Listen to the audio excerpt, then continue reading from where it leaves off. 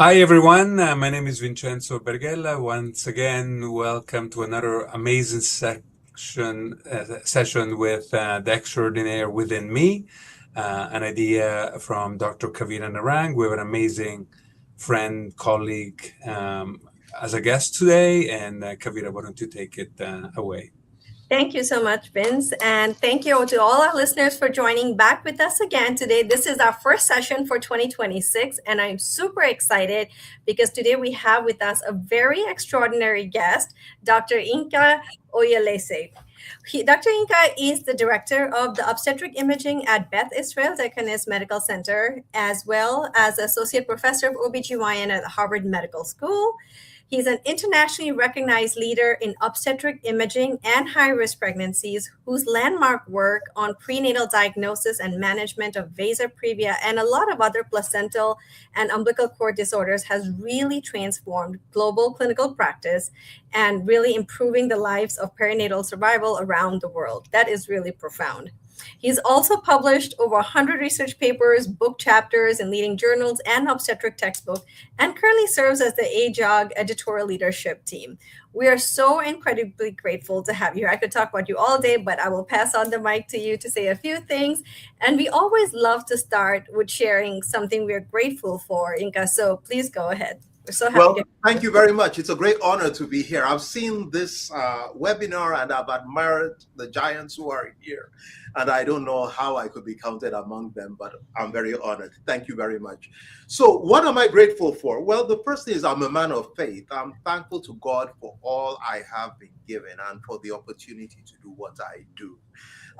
We have a really great privilege to be able to serve, and I think we are servants, and we need to look at it that way. So it's a great privilege. I'm thankful for those on whose shoulders we stand. There are so many giants. Dr. Berghella is one of them on whose shoulders we stand. So I'm thankful for all those, because without them, we would not be where we are. And finally, I'm thankful for my wonderful wife and my family. Thank you very much. Oh, that is beautiful. Thank you so much, Inka. Vince, we'd love to hear from you too. What are you grateful for today?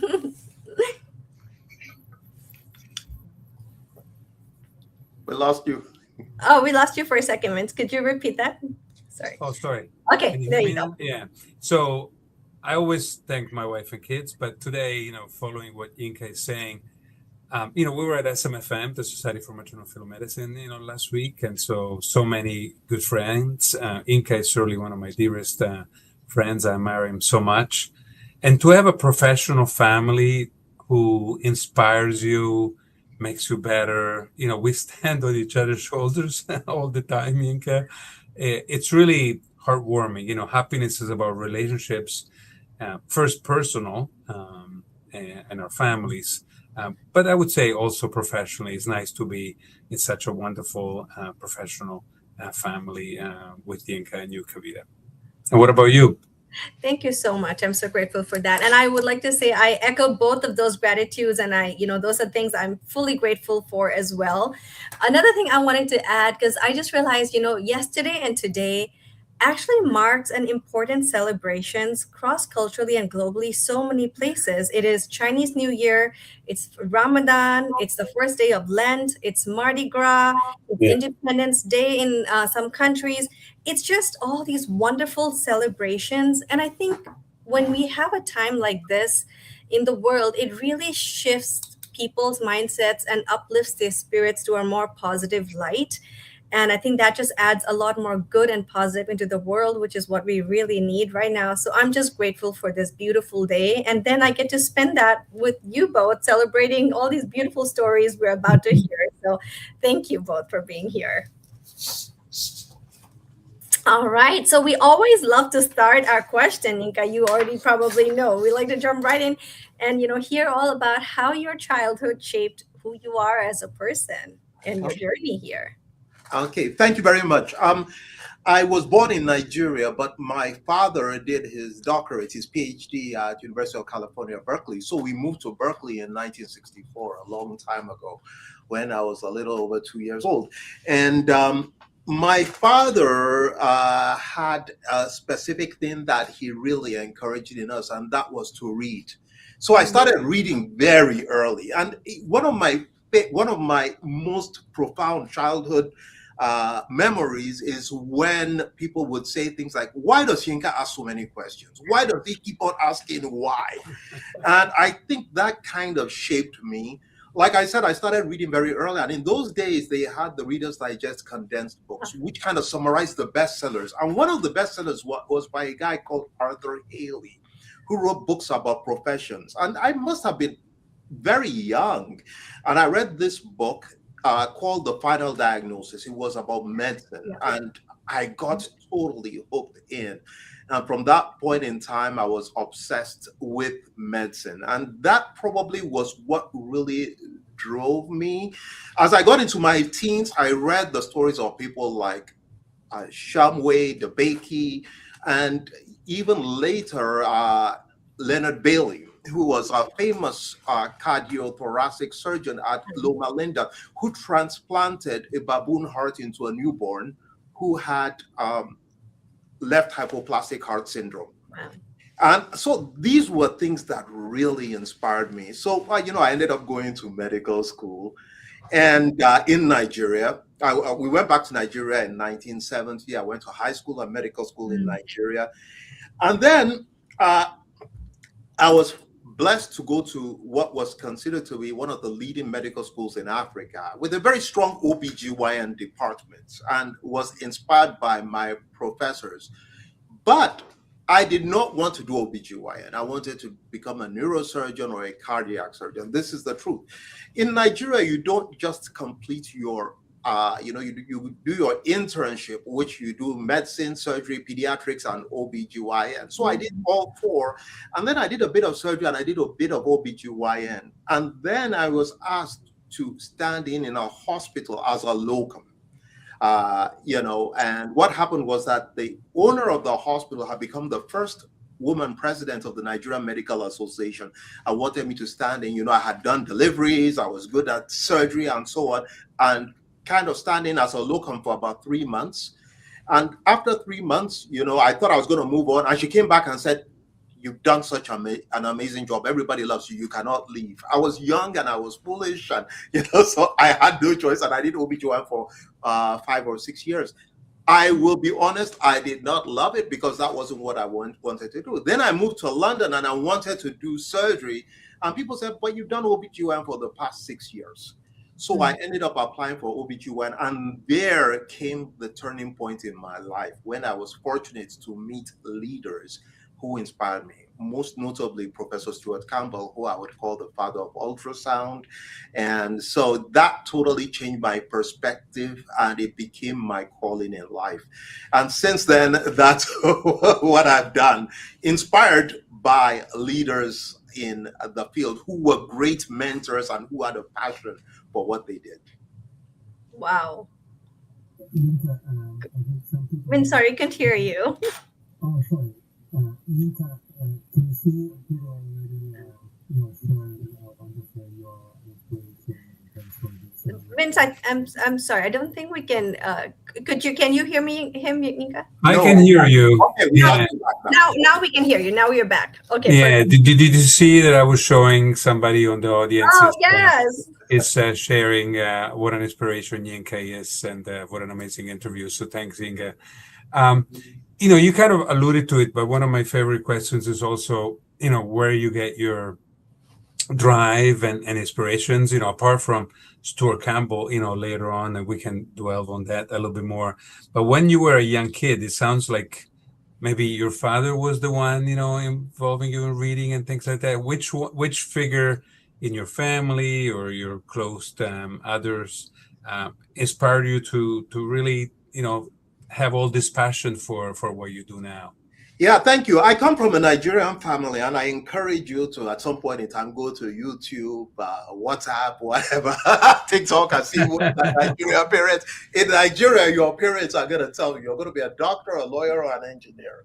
Right. Then you're not going to become. In fact, at a point in time in my life, I was a very good artist, and I remember my father calling me one day and said, "You want to be an artist? No son of mine is going to be an artist." And it came from a culture where to be successful you had one of those things. And my father was a professor. He was a statistician and mathematician, but he felt that these were not things where you could make a living after you retire. You know, you would be. So he encouraged us to do that. My mother was a school principal, and so they were very strict, very disciplinarian in terms of academics. We were not allowed to read comics. We were not allowed to watch that much of TV. You know, so we had to read. And I remember one of the books he gave us was I Love Books. So, you know, both of my parents inspired us. And, you know, I have two sisters and two brothers. My younger brother is a neurosurgeon, what I wanted to be. I'm thankful I'm not him because I love what I do now. I have a sister who's a physician. I have a sister who works for the World Bank. And my other brother is an architect. So you can see that it was through that kind of parental inspiration and drive. Our parents taught us that you had to work hard and succeed. Wow, that is just amazing. If you come from a very successful and, you know, profoundly well-achieving family, it's really inspiring. No, that's amazing. Now, when you know, once you got to ultrasound, you were there in the UK. How did you make your journey into maternal fetal medicine and like doing what you do now? You can, you know, highlight maybe 2 or 3 big pivotal moments in your career. Yes, well, Professor Campbell was my professor. And, you know, one of the most profound moments that I think I should share with everyone was one day I was at the board. I was in charge of labor and delivery as the doctor there, and he was the professor. So he came to the board at the time for sign out, and he asked me a question: why did you do this? And I said, well, I did it because of this. And my attending said I should do this. And he said, Yinka, listen, you're a smart guy. I think you're a little bit different, and I encourage you to think before you do things. From now on, I want you to be a thinking doctor. And that is one moment in my professional life that has actually changed the way I operate. You know, we are not sandwich makers. You know, the same sandwich every day. With all due respect to sandwich makers, we have to think, we have to individualize, and so on. So I think that really was a big inspiration. But Professor Campbell, as you know, was one of the fathers of ultrasound, if not the father. In our center, we were very blessed. My fetal medicine director was Eville, Professor Eville, who's very famous. He did the first laser for twin to twin and is one of the leaders in the field. Christoph Lees was my colleague. We were I was Professor Campbell's registrar. He was the senior registrar. So we worked very closely together. You know, in my department, it was really, you know, Tom Bourne, who's a leader in gynecological ultrasound, George Condus. These were the kinds of people there. So, you know, it was a place where we were really inspired. But something very important that I want to share, we did not go into it saying, I want to publish 100 papers. No. We actually went into it because we had a passion for what we did. We wanted to ask questions. We wanted to make a difference. You know, we worked very hard, but it wasn't like we were looking for status or anything like that. We found something we loved and did it with a passion, wanted to improve the care our patients received, as well as improving knowledge. And that was really it. It was not driven by ego or knowledge, or power or a desire to become famous or anything like that. You know, I want to touch, Inc, a little bit on personality and relationships because they're so important. You have a wonderful personalities, and I love interacting with you. You're so positive all the time. You know, you hug, and I love what you wear. You know, even looking at you, you know, you get happy. Like, you know, it's nonverbal, you know, communication, which is most important, and you do it so well. What would you say to young mentees? You know, you were a young mentee under Stuart Campbell, which probably at the time was, you know, maybe the top OB in the world, you know, or something like that. How did you know, foster, you know, the relationship? Was it hard work? Was it personal touch? Was it, you know, how did the two of you and Neville and everybody else connect, you know? Well, I think it was hard work. I think one of the things was the inspiration. When you see someone who has a passion for what they do, You know, I tell people all the time, like I said, we stand on the shoulders of giants. And when I was in Nigeria, I did not love OBGYN, but my whole perspective changed because I saw people who had a passion for it, who had a love for it, and also really enjoyed teaching, you know, and promoting things. I want to take a second and go to something slightly different. I had a very dear friend who was probably the most accomplished recording engineer in the world. He won 23 Grammys. He recorded everybody from Barbra Streisand to Michael Bublé to Count Basie to, you know, Michael Jackson, Madonna, and so on. And he was the engineer at Capitol. He died a few years ago. He was 93 years old. But at the time he died, he was working. And he said several years ago, someone told him something really, really profound. And it's find something you love, and you will never have to work a day in your life. And I think that is what I would really like. What are the things I would like to pass on to the younger generation? You have to love what you do. You have to have a passion for it. And in doing so, you have to ask yourself, why are you doing it? This is the biggest question, the question that I asked 60 years ago or so. You know, and I think that we have a profound ability to make a difference. You know, there are 7 billion people on the earth or something like that. And each one of them started off as a pregnancy. Each one of them had a mother. So we, more than anyone else, have a profound ability to shape the future of our world. So we have what I would call a very noble calling. And I think when people look at it that way, and finally, I would just like to say to younger people, show some interest in what you do. I went back several years ago and spoke to Campbell, Professor Campbell, and I thanked him.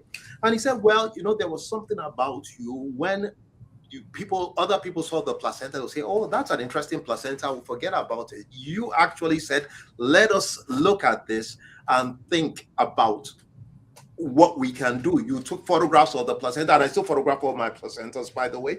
But, you know, showing a bit of interest and trying, because we're not just doing a job. This is a very sacred calling.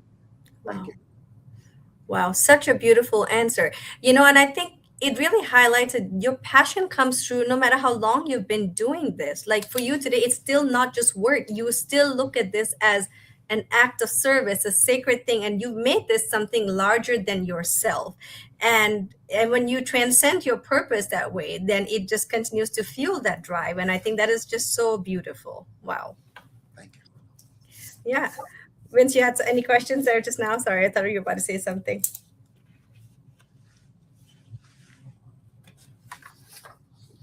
We lost you again. Wait, sorry, we can't hear you. Can you hear me now? Sorry. Now we can hear you. I'm not moving or doing anything. I don't know what's going on. But Yinka, Kabir had said before, kind of going chronologically, you know, now you're in England and stuff, but how did you cross the ocean, I guess, at some point? You know, how did that come about? Okay, so I was in London. It was the mid-90s. And what happened was at that time, England was in the healthcare system. The NHS was undergoing a profound change. Actually, it had kind of become a little bit anti-immigrant. And, they had created a system where the only way you could make progress to the next level was to have been in the system and essentially that you were a native. So it became a little bit hostile. Now, interestingly enough, in 1995, 96 or thereabout, Dr. Queenan, who was the chair at Georgetown University, came to spend a year sabbatical with us in London. And so he spent a whole year with us. And there are 2 or 3 things I want to tell about that story because it actually shaped my career.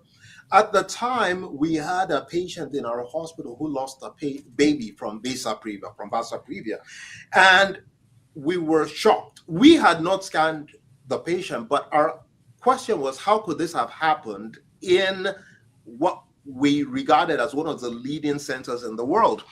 And so Dr. Queenan, myself, and Professor Campbell got together. I was with him at the time, and we said, perhaps there's a way we can start looking for it and prevent the deaths. And the next day we started looking for it and we diagnosed 2 cases on the first day.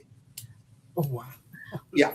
So that was the beginning of my interest in Vasa Previa. Now, later I decided, because of the changes that took place in the United Kingdom, and also because my family, my mother, sisters, and brothers had already moved to the United States, I decided to move to the United States. So Dr. Queenan said, why don't you interview at Georgetown? Now, it's very interesting. There's something I should say. I applied to 30 programs in the United States. I didn't know anything about any programs. Some of them were really terrible programs, if I may say so. The only place where I got an interview was Georgetown, and that was because of Dr. Queenan. Now, final thing, very important. Professor Campbell said, I'm going to talk to my very dear friend, Professor Frank Shervanack, who was the chair at Cornell for many years. And he called me up and gave me, he gave me very good advice. And then he wrote a letter of recommendation for me. And that letter I still have. I sent it to him recently. It's an amazing letter. It's very short, but he says, I've never worked with this guy, but Professor Campbell raves about him. And I know one day he's destined to be a leader in the field. That was something like that. Beautiful letter. As it turns out, I have reconnected with Professor Shervanack, who's a great friend, a great mentor. We've written a few papers together, and he's one of the people that I really look up to. But there's a message I want to pass on there. And that's that we really need to encourage and inspire the people who come behind us. That is one of the greatest, if you think about Hippocrates, that was one of the things he taught, that you have to teach, you have to inspire the next generation, and so that was how I ended up going to Georgetown. Wow. We have a long story, but that was it. Thank you. No, that's fascinating, and like how you kind of built up this whole thing about Vasa Previa. And even before, I want to jump back a little. You had said that you would take pictures of placenta. What about like the placenta and the umbilical cord was, very inspiring. A lot of your work is around the imaging, because I feel like most people would be like, oh, focus on the baby, or for someone to think outside the box and see the importance in something where not everyone else is giving as much. Where did that come from? Well, it came from experiences. And like I said, the biggest question is why. Every single paper, every single study I've ever done has been raised by a clinical question. My interest in the placenta came about when a patient who I saw in labor, delivered by the midwife, delivered through a placenta previa. This was my first paper. There was a hole in the middle of the placenta. At that time, Professor Stuart Campbell had come in and said we should do transvaginal ultrasounds, and we all looked at him like he was crazy, because this was in the 90s when nobody was doing transvaginal ultrasound, and we were told you don't put anything in the vagina. And so that was where. So I photographed the placenta. It's funny. I just found the slide. It's beside my bed now. The hole in the placenta. but that's where. And so the next was the Vasa Previa. Again, these came from things that happened, and this is why I also encourage people, younger people, whenever you see an interesting case, especially one you've never seen before, document it, see how you can improve the care of patients, and the rest is really history. How that kind of shaped my career. Wow. Staying curious and the love of learning. I love that.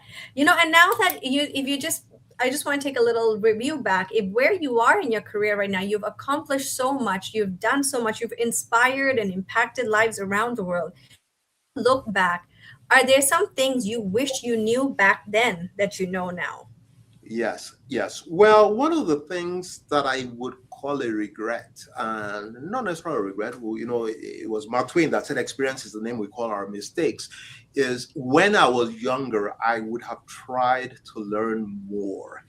When one is a fellow, when one is a resident, there are lots of opportunities that people have that pass them by, it could be learning a procedure, it could be learning something new, and there was so many. I'm thankful for what I've done, but I think that I tell people in residency and fellowship, this is a time of learning that you will never get back again, never.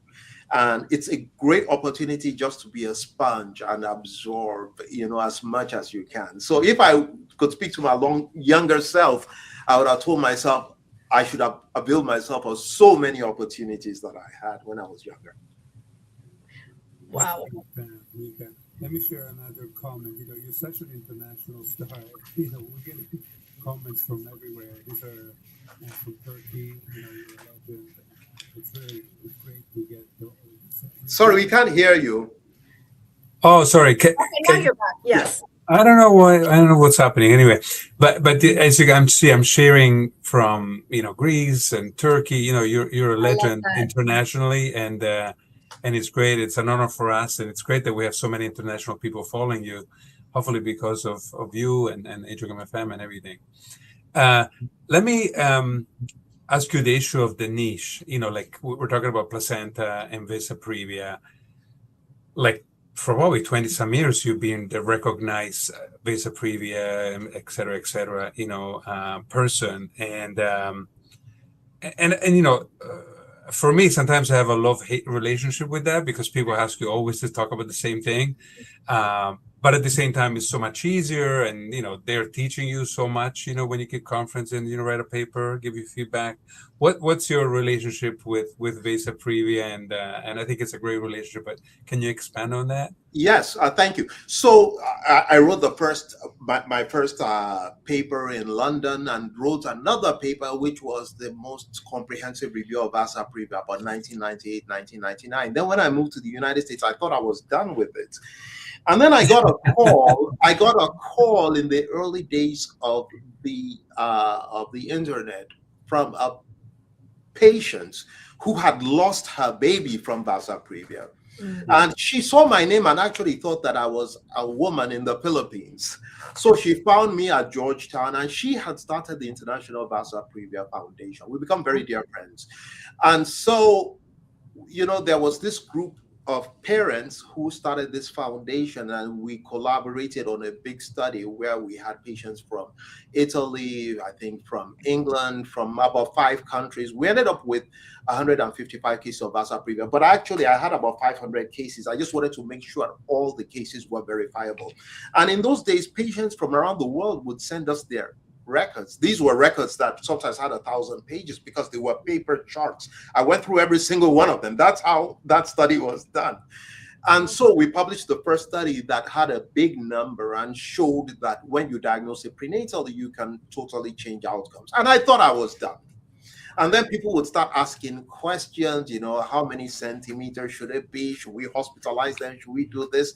And so it came back to haunt me. And Vincenzo is absolutely right. I've done a lot of things. I've done twins. I've done triplets. I've done preterm labor or preterm birth.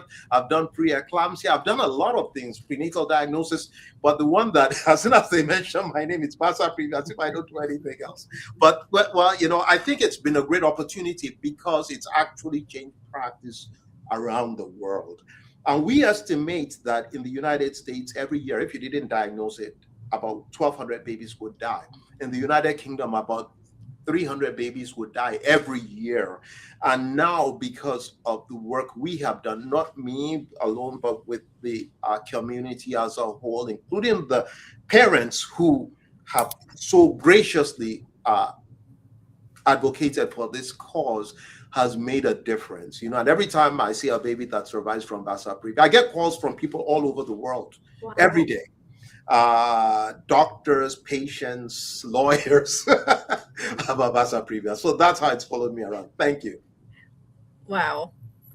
That's truly fantastic that your work has really impacted the whole world in such a beautiful way. And now as you go to work every day, what is one thing you look forward to the most when you're going into work every day with everything that you've accomplished now? Yeah, well, thank you very much. I love what I do. That's the most important thing. Obviously, there are always challenges, and it becomes very, but the bottom line is I really love what I do. I love seeing the patients. I love the ultrasound. Now in my job, this is the first time when I've done ultrasound exclusively, and that has given me an opportunity to learn and to build. And we all learn. We learn from the patients. We learn from the medical students. We learn from the sonographers. It's a team, and the process of learning, being able to, and I see myself as a servant. Ultimately, we are here to make the world a better place. And so, the ability to change somebody's life. And there are lots of times when you can say you saved or you were an instrument in saving someone's life. I think that alone makes the whole career worth it.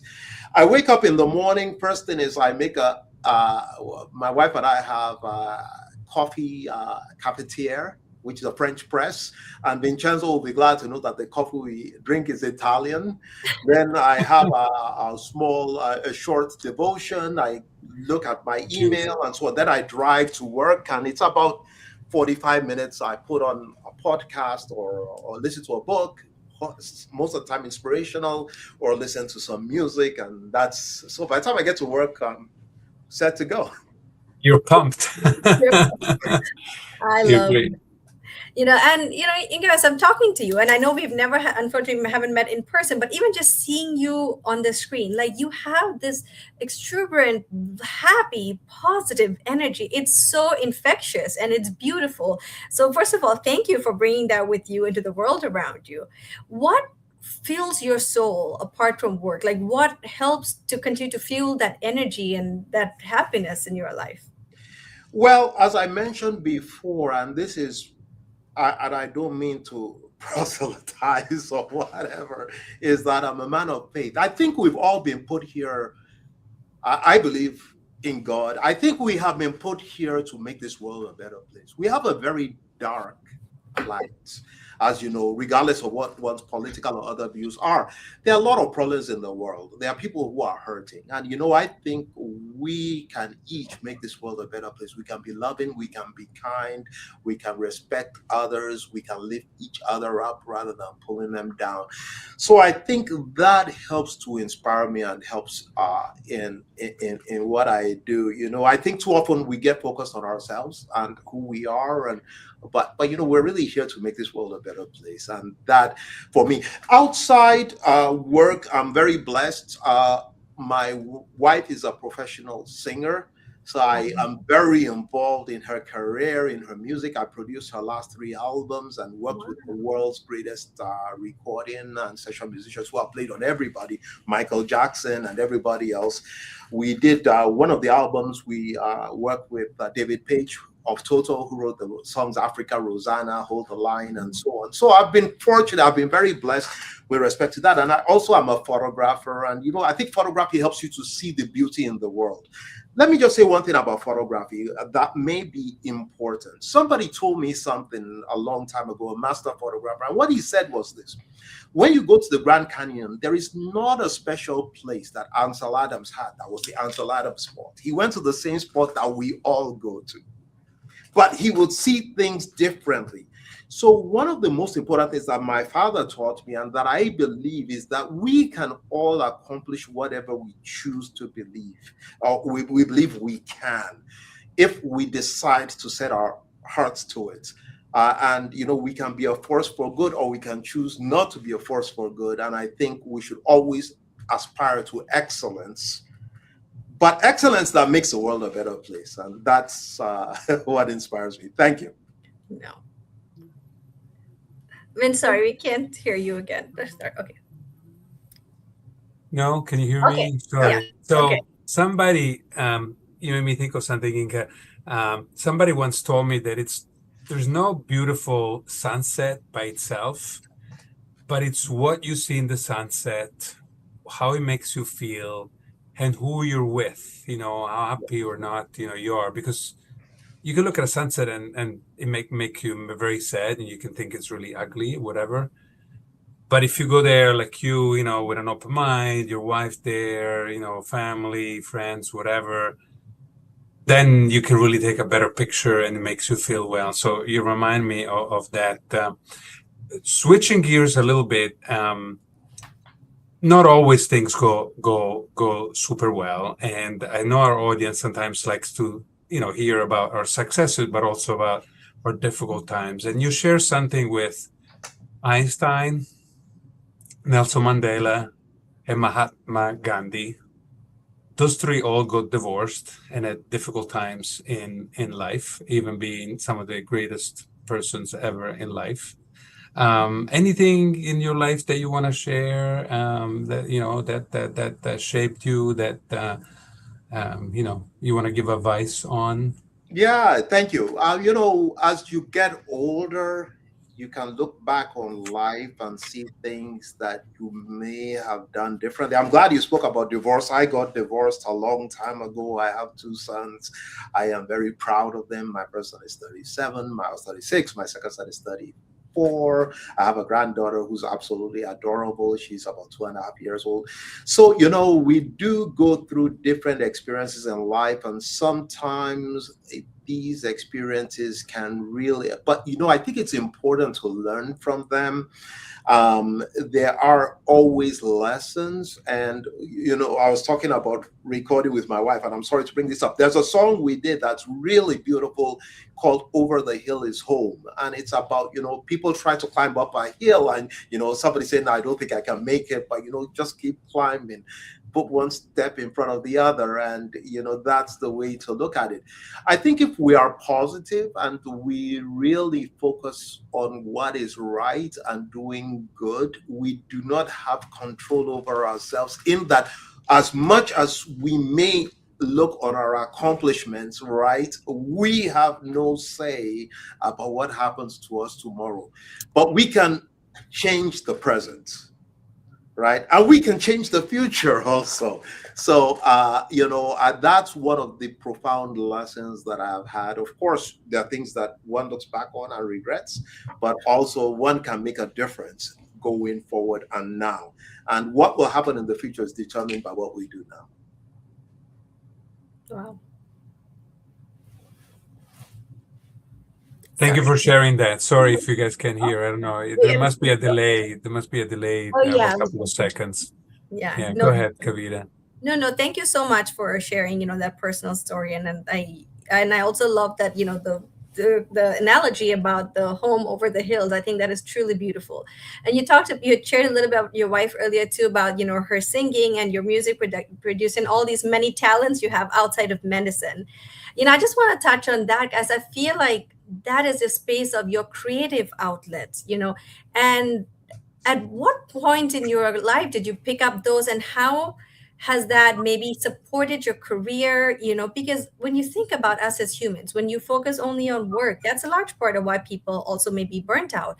But you have such a beautiful creative outlet, and it's research has shown it really supports your happiness. It fuels what you do in your work as well. How do you think that kind of complements each other in your life? Yeah, thank you. When I was a teen, several years ago, a long time ago, I got together with my brothers and a friend and formed a vocal group based on, it was a cappella. And I grew up in my teens singing a cappella and singing different forms of music. And we actually became pretty well known all over Nigeria. So, then I got into recording and so on. And then I had to make a choice between medicine and music, and ended up choosing medicine, which I'm glad for. But 30 years later, I met my wife, or 20 something years later. And, so the experiences I had kind of were very helpful in pursuing this. It brings me a lot of joy. And the other thing that I got involved in was photography. I got involved in photography about 2006. I got a digital camera, started taking pictures of the fall foliage. And then I ended up being published in a lot of the leading photographic magazines, even on the cover of some of them. So, the ability to, I think the point is this: whatever you do, and whatever I do, I strive to be excellent in it. Not because I'm looking for glory, but because it's something I enjoy. And hopefully the things that I enjoy are in turn things that make the world a better place. So I think sharing the photographs, sharing the music inspires people. And that is the goal. So looking for excellence, whether it's in medicine, whether it's in anything that is done, that's what I try to do, to try to make the world a better place. Wow, that's beautiful. And I love that. I recently read a book, actually, it's called The Path to Excellence by Brad Stulberg. I love his work. It's amazing. And actually, he defines excellence as involved engagement with the things you love that align with your values and serve a bigger purpose. I just love this definition. And I think you are truly living that and embodying that in, such an amazing way. Yeah. How do you keep your team, performing excellent, or keep them motivated in the workplace? Yeah, thank you. Well, I think the important thing is always to get people to understand why. we deal with patients who are at their most vulnerable in life. Some of them are going to have good outcomes, some of them are going to have bad outcomes. But even for the ones that have bad outcomes, we can change their lives. We can totally make such an impact. So I think getting them to understand why they do what they do, and therefore to be motivated to provide the very best for the patients, is probably the best way to motivate. And then, of course, to try to be an example. I try my best to treat everybody, regardless of who the person is, whether it's the person sweeping the floor or with compassion, with respect, with dignity. I try not to get angry at anybody. I don't know that I've gotten angry at anybody. I think anger is a negative force, as has been described by Frank Chervenak and Amos Grunenbaum. I think that we can just try to make the world a better place. And when people see that you value them and you care about them, I think in turn they will be motivated. So. Sorry, we lost you again. Vince, sorry. Okay, can maybe try again. Can you hear me now? Okay, now we can hear you. I don't know what it is. Sorry, I apologize. It's okay. Very inspiring and beautiful. And Yinka, kind of goes back. You were saying at the beginning, maybe you wanted to be an artist and your father said medicine, you cannot do that. And now, circle back, you're a photographer, you're in music. And I think it's a lesson for each of us to kind of follow the true self. And you can always go back, if sometimes, something you wanted to do didn't work out for whatever reasons, to keep on, bringing back and doing what you like to do the most. My next question was also for a young audience, how you navigate your job, the job market, so to speak. Like, you've changed job a couple of times while in the US, and, maybe it's a different time in your life where you have to be sometimes geographically, sometimes it's a academic, opportunity. What's your advice for somebody who, may want to change or may want to stay in the same place? What should they be evaluating, when they're choosing a job? Thank you. For me, I think it's a little bit different, probably because I'm older and so on, probably because of my perspective in life. I think the most important thing is to do something you love. Like I told you about Al Schmidt and his thing that if you find something you love, you never have to work a day in your life. And I think that becomes extremely important. For people that are going into it, I think that this should be the first thing.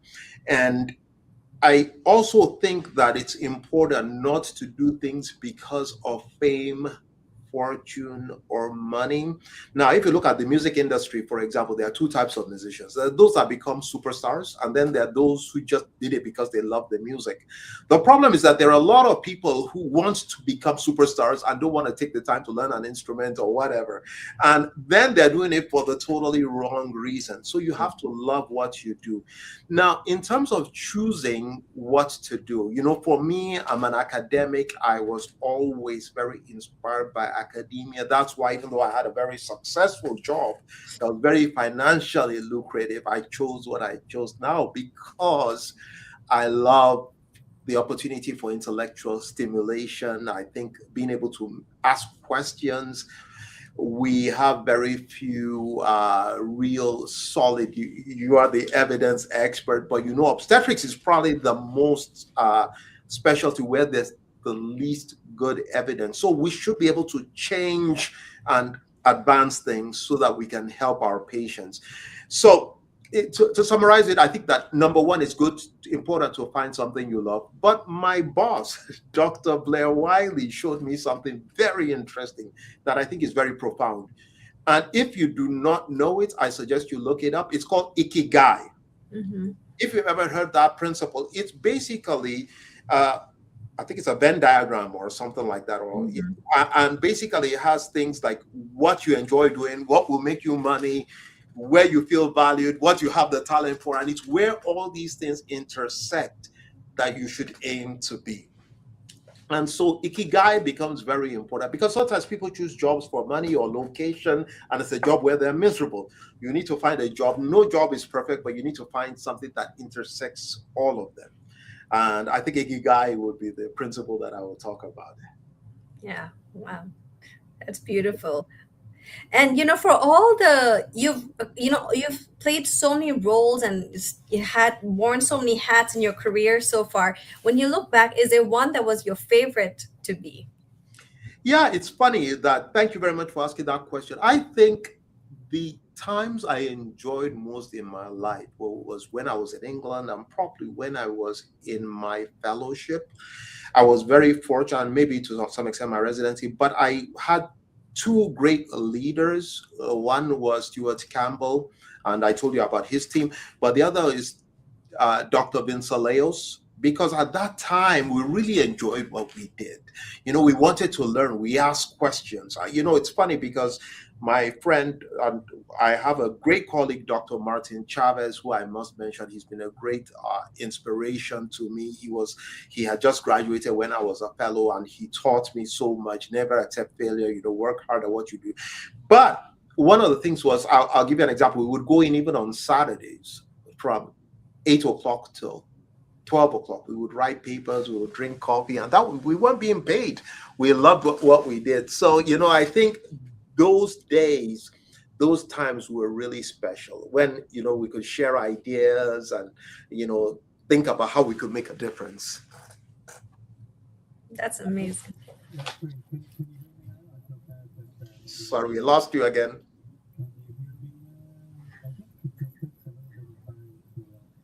Sorry, yes, we lost you. What about now? Can you hear me? It's very soft. Can you hear me There- now? So sorry.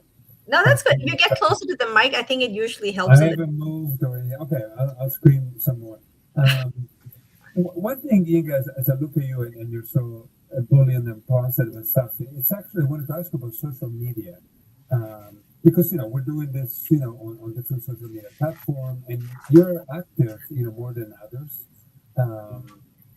We're not the youngest people in the room, so to speak.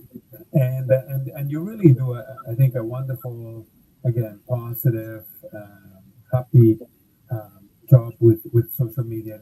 What's your approach there, and why do you think it's important? What advice can you give young people about that?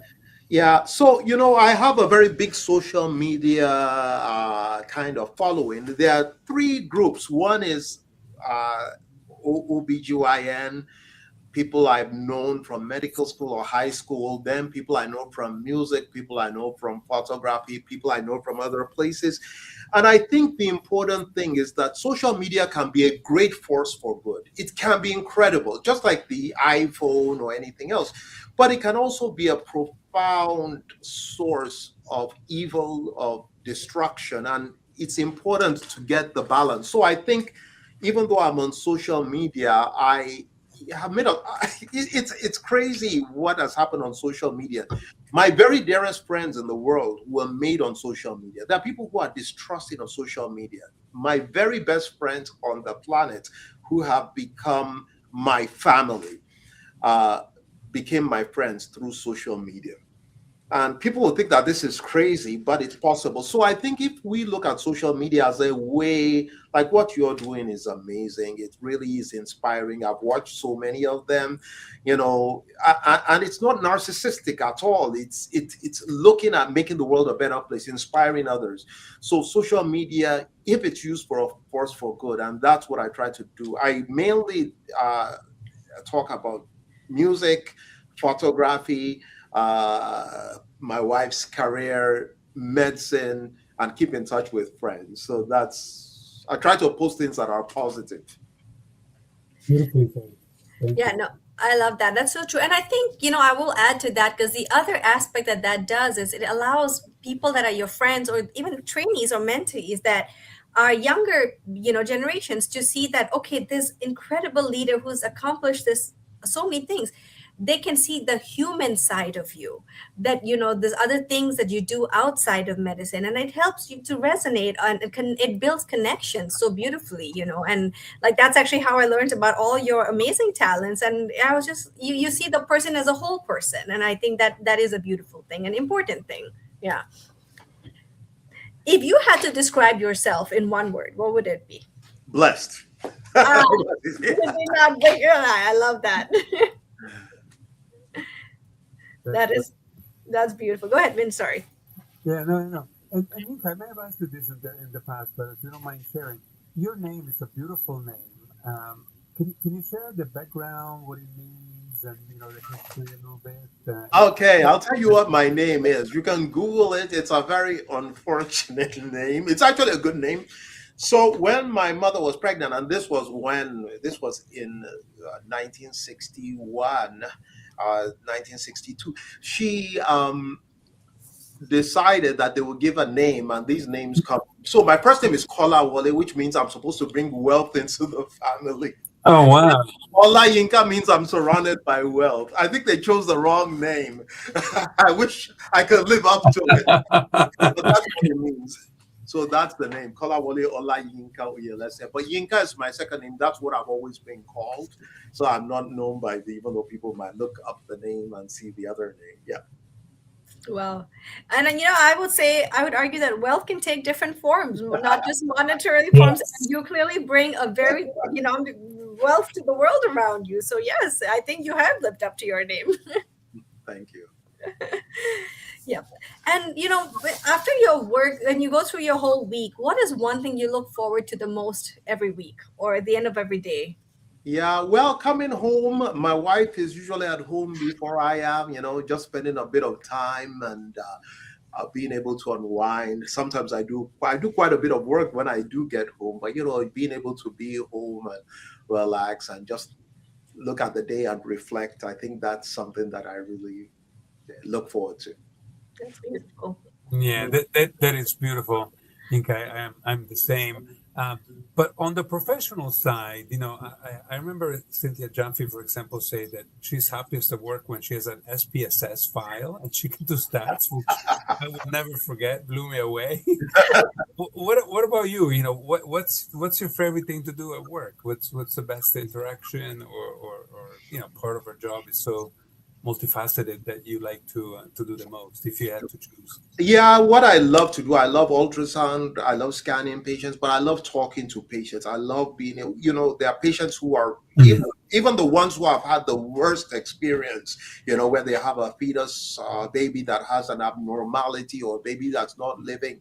I think we have some of the patients who are my dearest patients are patients who have lost their babies, through congenital malformations and so on. But, dealing with them with compassion, with love, with you really caring, I think makes a difference. So that ability to do that. It's interesting. I was talking about Martin Chavez, and I'm sorry to bring his name up here again, but Martin taught me something. Martin used to give his number to almost every patient, and I still do the same. I tell my patients, call me 24 hours, day or night. It doesn't matter. Say, I don't want to bother, call me. It's a weekend, it's a holiday, call me. Because these are patients who very often have problems and they need answers, and I will take an hour, 2 hours, 3 hours sometimes talking to them. I think that is that gives me a lot of joy. Oh, beautiful.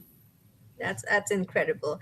And when you think about, apart from all these things you learn and you kind of develop your skill sets in work and ultrasound stuff, our journey also helps us develop who we are as a person and the characteristics. Is there something that you are still working on, that you feel like you can there's still a part that you're like, this is something I'd like to, work on continuously at all? Or, go ahead. Sorry. I just want to be better at what I do. I want to be better tomorrow than I was yesterday. Mm-hmm. I at this age and probably where I am, I don't have any great ambitions. I just want to do what I do it well, be a blessing to others, and improve the care we give to the patients, pass on to the next generation, help them and inspire them. So that's really where I am. That's wonderful. And then, Vince, did you have something? Sorry. I know it's kind of breaking. No, I'm good. Oh. I'm looking forward. We're getting to the top of the hour, Yinka. You've been so wonderful. I can show there's so many, but many people Oh, I love shared this. what a wonderful person you are, and I can't show everything, but um, lots of accolades. It's amazing how personable of a person you are, and how many people you inspire all the time. I think it's something for our young audience to follow and admire you. I think the people who have interacted with you have been lucky and to do that. So to me, you're the new Stuart Campbell, and I know you really hold him in great respect. But I'm looking forward actually to one of the last questions Kavita always ask, and curious how you're going to answer that. So go ahead, Kavita. Yeah, no, I think the last questions I always want to try to wrap this up. You've shared so much wisdom, so much positivity, so much light. Well, if you had some final says that you want to leave for our listeners today, and this is going to be available on YouTube for generations to come. So wise words people come back to. That's your message, and we'd love to hear it. Okay, three things. Number one, make the world a better place. That's it. No matter what, no matter who you are, try to make the world a better place. Be loving, be kind.